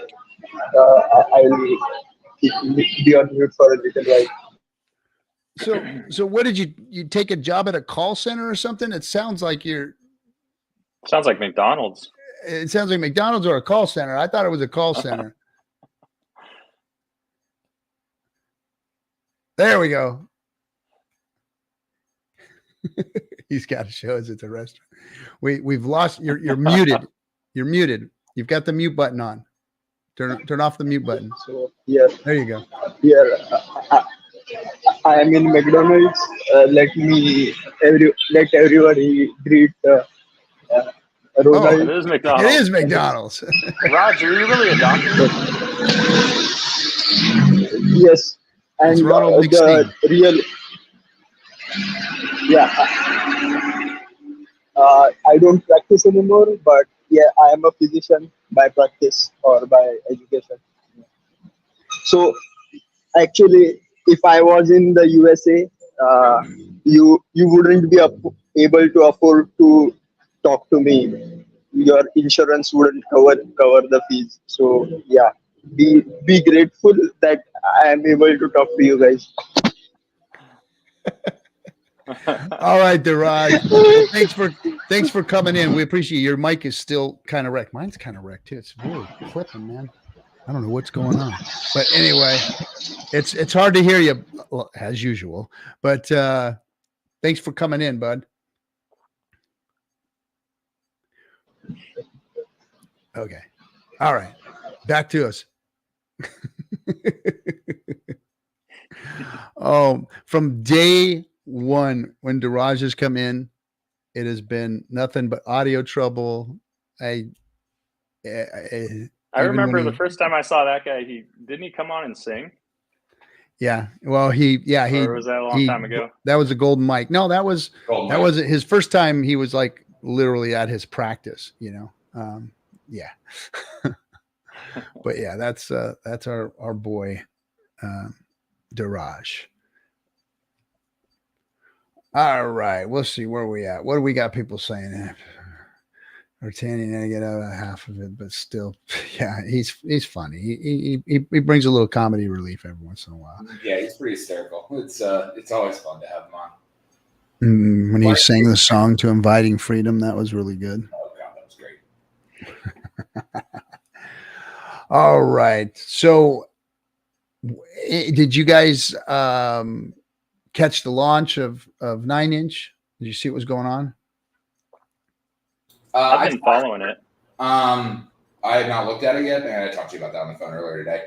Yeah, we talked a little bit earlier. Yeah, and one thing I know that there was a kerfuffle is apparently the contracts launched before the official DApp did, so some people were able to jump the gun on trading and do all the rest of that silly stuff, but that's also super dangerous because people can deploy smart contracts to spoof you. And I would have taken that is the correct contract. So you really want to make sure that you're on the official contract. Make sure you know what you're doing when you're doing it. Yeah, I mean, there's and the guys that do that stuff are usually guys that know what they're doing, dev type folks. Like I said, jury's out on all that. I'm not calling anybody out on it. It's I mean, the one thing that with my vast experience in shipping games is technology always bites you in the ass. There's always something that happens. Always something. Always something. So I don't think any of that was malicious. It's just is what it is. And then somebody could have been doing malicious stuff, but who knows who it was or how it was even conceived. People were able to get and trade before the DApp went live. Yeah. With everything. And I mean, well, that's because before the front end of the website actually rolled over and launched or you got to have what the do you call contract the up first before you can have that hookup, right? And Yeah. it's nature of the beast, and it's the time delay. But the fact that somebody got in there is what looks kind of fishy funky. Now they could have been, hey, it could have been somebody who just, you know, was looking for it, found it, you know, and exploited it, or it could have been somebody from within the organization. And nobody knows yet, and nobody, you know, so I say don't call anybody out on it until everybody knows. And I mean, at the end of the day, it wasn't that big a deal. Yeah, it's not that big a deal. So someone just got in line first. Somebody cut in line. It is what it is. Somebody cut in line. There you go. Somebody cut in line. It is what it is. And because we do live in a decentralized world, people can do whatever the fuck they want. It is what it is. But from what I was talking to you earlier about, it seems like it's deployed. It's working well. I was watching a little bit of Bastard and Coffee's stream a couple days ago, but I didn't get to finish all of it. But, you know, it seems like projects are finally launching forward, which is good. I know that there was an issue with Fetch, which delayed liquid loans and Earn, but I think that's going to be coming forefront soon. Mintra also launched, but I didn't have any skin in that game since I don't trade entities. I mean, more action is good. More deployment is good. More fundamental use cases on stuff is always a benefit. Yeah. Hold on a second. Hey, Steve in the green room. Show yourself. I mean, okay. He just bailed. A lot of people are like criticizing these, you know, these new projects that launch, but they're really not, you know, they're not malicious. They're not doing anything bad. You know, if you don't take part in them, you don't need to. Like some people are saying, like, why do we need 9-inch? Because, you know, Richard launched Pulse Chain for a reason, right? PulseX. We should all be using PulseX, not 9-inch. But it's like, this is crypto. This is decentralized. We should have options if you want to use it. That's what an L1's right? for. An L1 should be to go build shit. And that's the coolest thing is that these are community projects. You know, there's community members that are out there. There's OG Hexicans that are out there building this stuff. And I don't promote any of them. I root for them all because I want them to work. I want them to bring the products that we need to this space. But there's a certain sense of responsibility that those of us who are speaking to the community have to have, and be careful about these things. Look, this is crypto, guys. This is new technology. This is like a bunch of guys. I mean, look, last night, the guy who launched this thing, love him. But he was freaking piss ass drunk on his live stream, you know, streaming, saying, hey, I launched this. Yeah. And hey, to his right to celebrate and cool. But I mean, this is the kind of space that we operate and function in. And the motherfucking thing's called 9-inch. It's coins BBC. PP. You know, and I mean, look, I mean, you know, I mean, it's that's the space we're in. And it's not as mature as maybe, you know, the financial world would like it to be. But it is what it is. And we have memes and we have all this other shit, but be careful. People have to be careful. I mean, even with the stuff that exists in the so-called safe RH ecosystem, you know, the liquidity providing, all these things in the back end that people are doing. You know, people can get wrecked doing all this stuff. So people need to understand what they're getting themselves into. They have to educate themselves and they have to, you know, be careful and mitigate your own losses by, you know, dabbling in these things versus betting the house on them, you know, because you can get yourself wrecked. You can get wrecked in anything though, even good projects, right? Like even Hex, if you bought the top, you know, price wise, or Hedron or anything, right? Like price is volatile. So that's just crypto, right? Yeah. I mean, the difference is that even if you look at like the rises and falls of something that has in price, as long as you go through the experience of actually doing something, you actually got more value than not, regardless of price point, because you know how to do something. Whether you screw it up or not, now you're learning on how to do it, so you make a better applicable decision later on down the road. And by understanding how to bridge, how to verify a smart contract, how to do all the rest of that, you're more in the win than the people that have never got off of sex or never done something off of their phone app. Right, so you're automatically in a much higher tier of usability and accountability to yourself. Mm-hmm.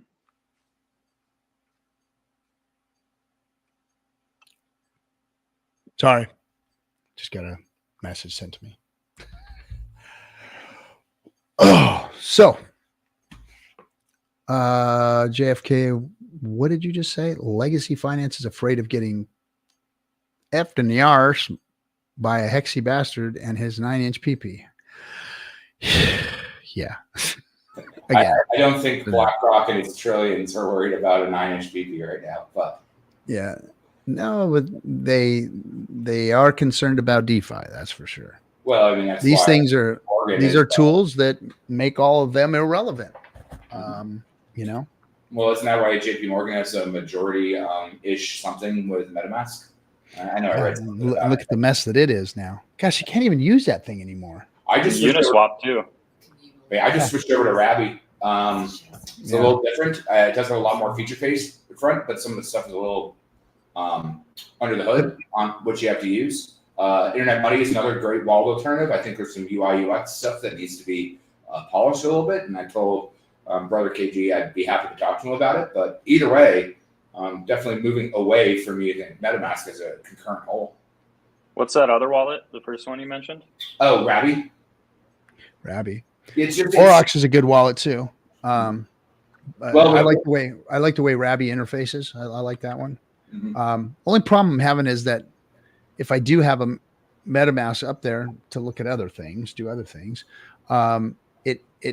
it takes priority over when you go to launch into do a wallet connect, it pulls up MetaMask versus the Rabby, and then you got to pull one off and then put it back on. Just have a different browser. You use different browsers. So I have Brave that does one thing, Internet Explorer does another thing, Chrome does another thing, and so I'll use different browsers to have different families of wallets that I have. I mean, let me use the one I want. You know, it's like, okay, let me connect my Rabby wallet. Let me connect my MetaMask wallet. Sure.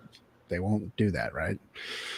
Fix these wallets. These wallets must be fixed. And then show me some real world balances. Quit giving me all this crypto weird crap balances and stuff. Show me some ledgers. Show me some balances. Don't send me to freaking the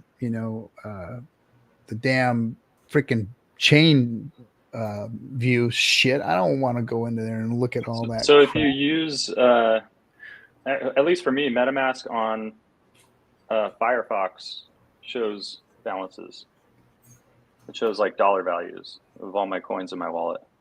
Yeah, it's always sending an Etherscan of gold, and Etherscan's just garbage too. Looking at that whole thing, it's just. I mean, I think Etherscan's better than Scan.PulseChain or Otter on PulseChain. That's horrible, but I think they all, as a whole, need to be a little bit more robust. Yeah, the PulseChain block explorers are rough, huh? It is new, so there's that. Mm-hmm. And I'm pretty patient with new tech, considering that's what I do. But it is a little rough for wear that I wouldn't want to do any chain analysis on it. Kind of better than the Bitcoin block explorers, though. I mean, there's that. There is that.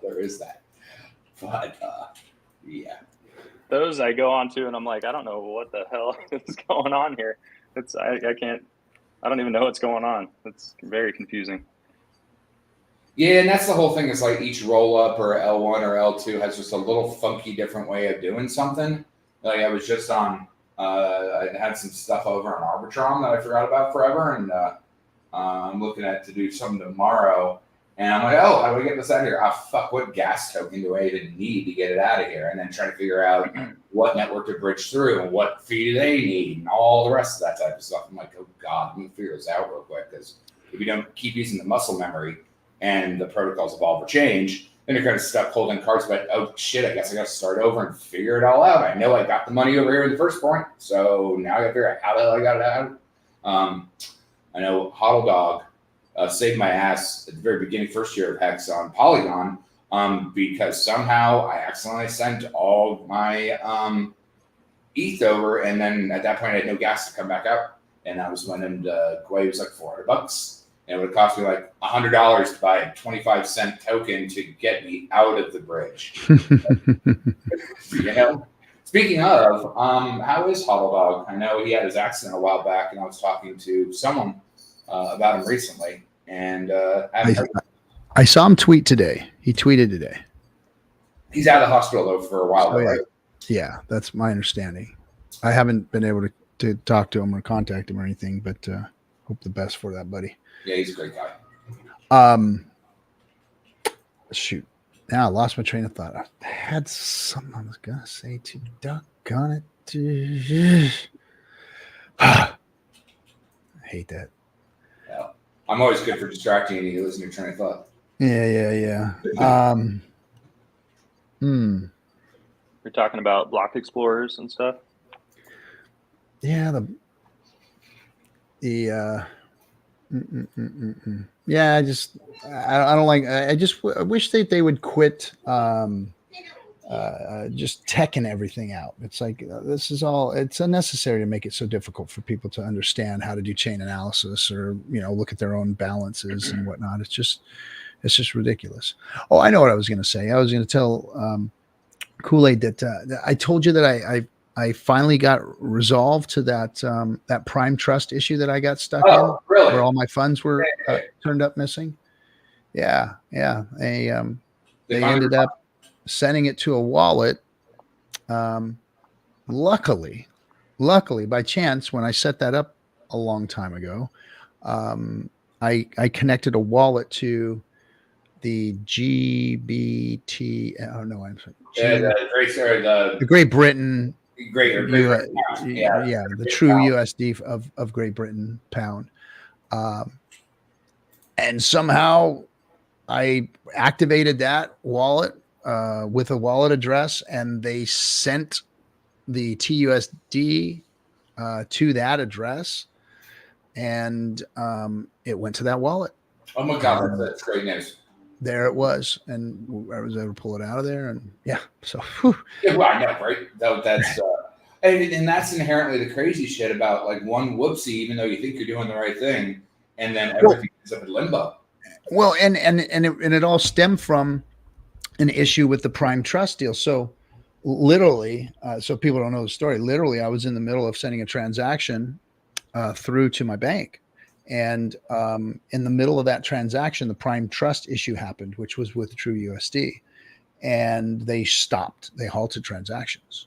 And literally my money was stuck in limbo for about a month. Longer than that now, sir? No, you were. Well, the first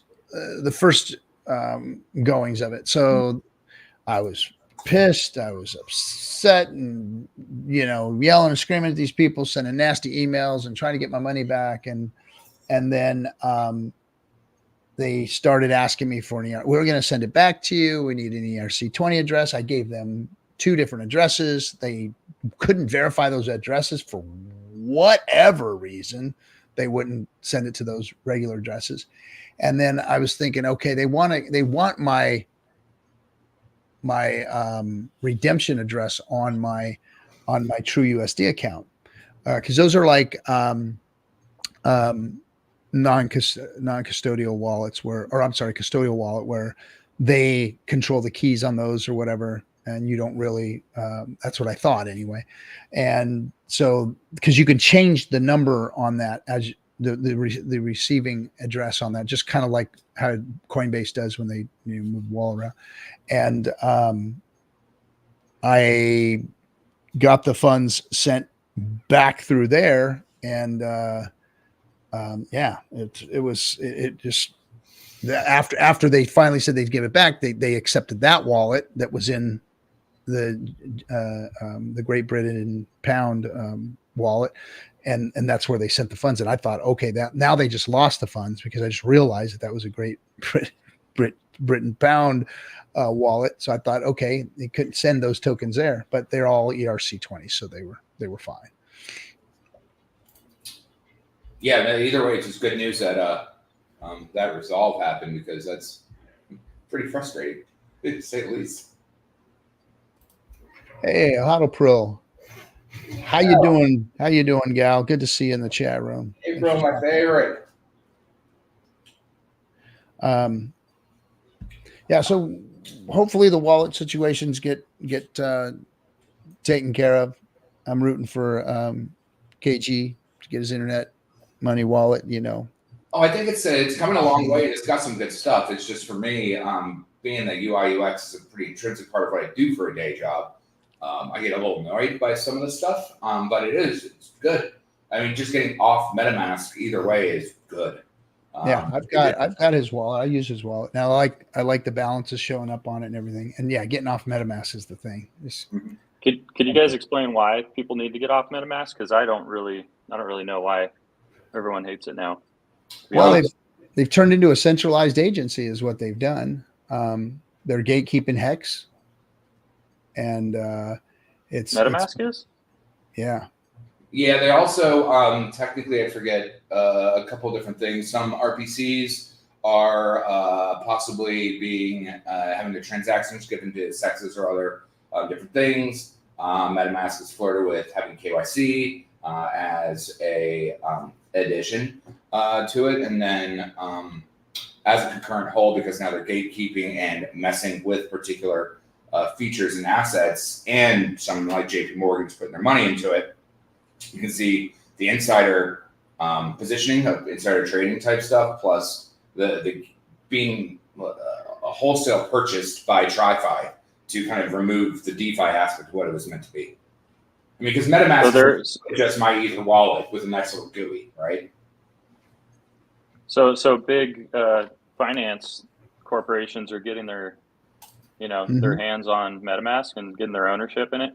Yeah, that's what we saw with Uniswap too. Was the CEO of Uniswap was like at BlackRock or something before. Now she's CEO of Uniswap. Yeah.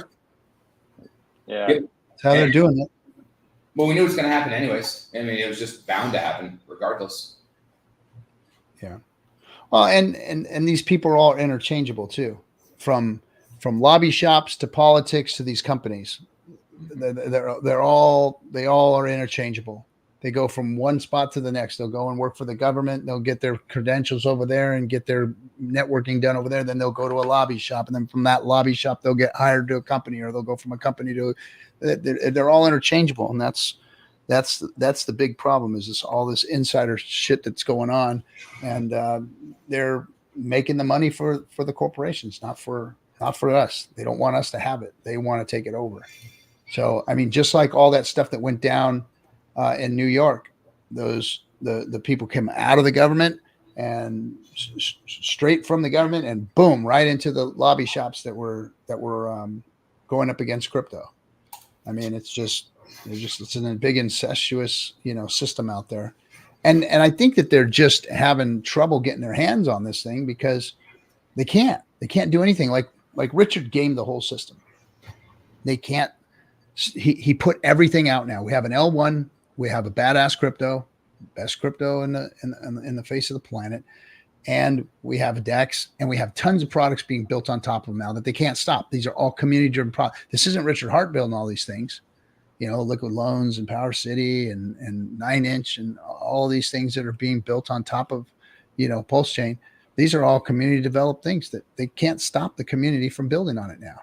It's freedom of speech, freedom of movement, all that good stuff. You think we'll get a Richard Hart wallet? Who knows? I really don't think it's even necessary, to be fair. Mm-hmm. I think that's the way Richard feels. Like, you guys build it. I've already built everything, Yeah, he may. There's always a possibility, but I mean, the question is, what's really the benefit of it for the solution that it's trying to solve? Making a token that's not solving a particular not only use case, but has a particular throughput of why it's important is really the ideal of what we want to be seeing. So since we already have alternatives, why do we really need to hold out and wait? God hope not for another sacrifice. I mean, I talked to the Cappy what I think that he would have done with his wallet with a particular token that not being utilized within his ecosphere. I think that'd be the smart way to do it. Not to create other funneling ink or not watering down the ecosystem. It needs to hedge back together, and that's where I think that would be the smart way to handle it. You're referring to ink or PulseX? Ink. Yeah. What's up with single-sided staking on PulseX? Are we ever going to get that, or is that not going to come? Because You know, I like being able to do stuff with my coins like Hex. You can stake it. Pulse Chain, you can be a validator and earn yield on that. Pulse X, you just you could liquidity, I guess, providing through LP. But that's kind of all you I'm can do sure. with it, huh? I'm sure that the feature will end up showing up eventually. It's a brand new DEX. We didn't see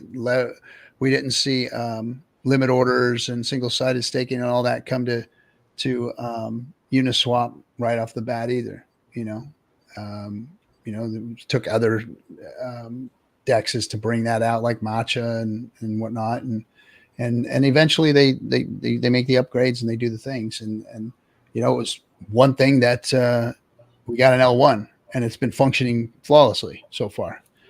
So I'm not too worried about the DEX being robust. And then there's people already making those tools on other DEXs now. So I think PulseX will end up being the premier DEX. But give it time. Give it time. I commented on Twitter today about some people that were crying about it not being as robust as they'd like it to be. And it was just, hearing the FUD from that, just hearing the anguish. And it was like, guys, we weren't really supposed to have, it wasn't going to launch that feature rich. Yeah, all these things are bells and whistles or, wants, needs, and desires, but, give it time. It just came out. So it's only, 5 months or 6 months old,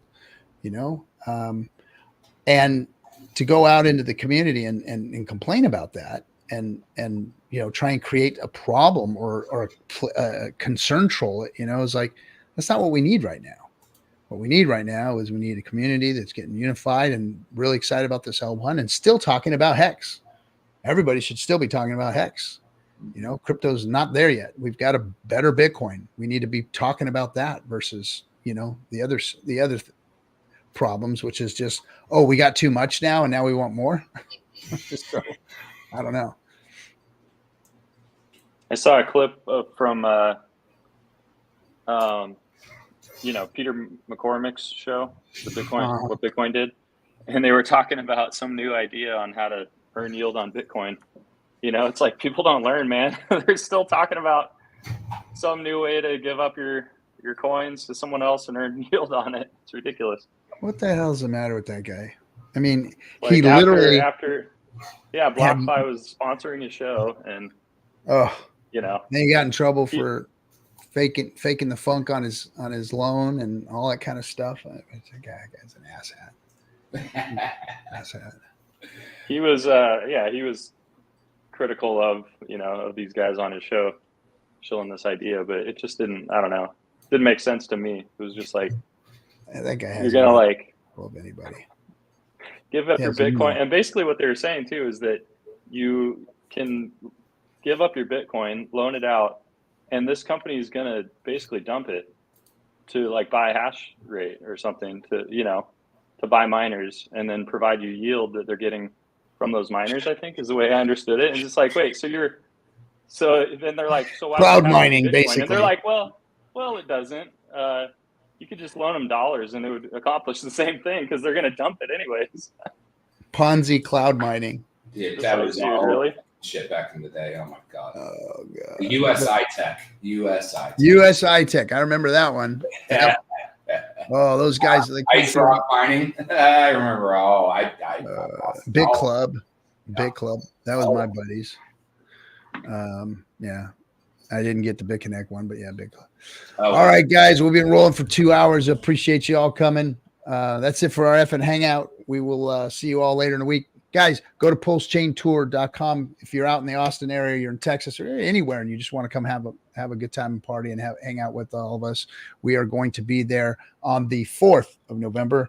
And we'd like you all to come. So go to pulsechaintour.com, come check it out, hang out with us, and we'll see you guys all on. Well, I'm going to be streaming tomorrow, I think. I got streams all week. We got the Rogue Bunny.